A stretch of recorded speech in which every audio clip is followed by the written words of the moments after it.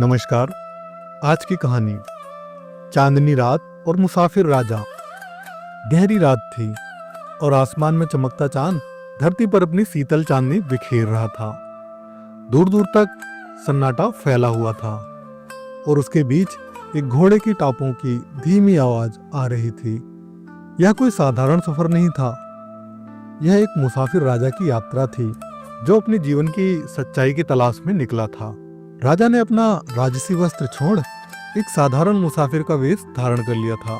उसका नाम अब राजा वीरेंद्र से बदलकर सिर्फ वीर हो गया। अपने घोड़े अरुण के साथ वह अकेला सफर कर रहा था। सफर का पहला पड़ाव, जंगल की कहानी। चांदनी रात के साये में वीर घने जंगलों के बीच से गुजर रहा था। झिंगुरों की आवाज और ठंडी हवा उसे सफर में संगीत का एहसास करा रही थी। वह धीरे धीरे एक गाना गुनगुना रहा था। चल मुसाफिर चल, तेरा सफर लंबा है, चांद की रोशनी में हर कदम तेरा अपना है। जंगल में चलते हुए वीर ने सोचा, क्या राजसी ठाट बाट ही असली खुशी है या सादगी में छुपा है जीवन का सार। दूसरा पड़ाव, नदी के किनारे का मौन। कुछ समय बाद वह एक शांत नदी के किनारे रुका। चांदनी पानी पर नृत्य कर रही थी और उसकी छवि देख वीर को लगा मानो प्रकृति भी उसकी बात सुन रही है। उसने अपने घोड़े को पानी पिलाया और खुद पत्थर पर बैठकर अपनी यात्रा की योजना बनाने लगा। नदी की ठंडक उसे याद दिला रही थी कि जीवन में हर सुख दुख का सामना शांति से करना चाहिए। तभी दूर से किसी ग्रामीण की बांसुरी की मधुर धुन सुनाई दी।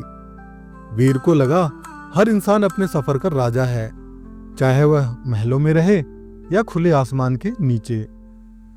तीसरा पड़ाव, गांव का स्वागत। जैसे ही वह एक छोटे से गांव में पहुंचा, बच्चों ने उसे घेर लिया। उनकी मासूमियत देखकर वीर मुस्कुराया। उसने अपनी राजसी पहचान छुपाकर उनसे कहानियां सुनी और बदले में अपनी यात्राओं के किस्से सुनाए। उस रात गांव के बुजुर्ग ने उसे सीख दी, राजा वही होता है जो अपने दिल का सफर समझे और अपनी प्रजा के दिल में बसता हो।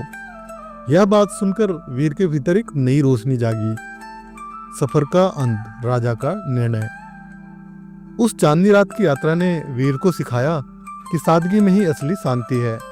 अपने सफर के अंत में उसने निर्णय लिया कि वह अपनी प्रजा के साथ रहेगा, उनकी कठिनाइयों को समझेगा और एक सच्चा राजा बनेगा।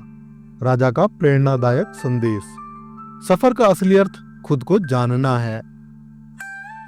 साथियों, आज की छोटी सी कहानी कैसी लगी कमेंट बॉक्स में कमेंट करके मुझे जरूर बताइएगा। चैनल को अपने साथियों के साथ साझा कीजिएगा। जल्दी मिलते हैं मित्रों एक नई कहानी के साथ। तब तक के लिए नमस्कार। आपका समय शुभ हो।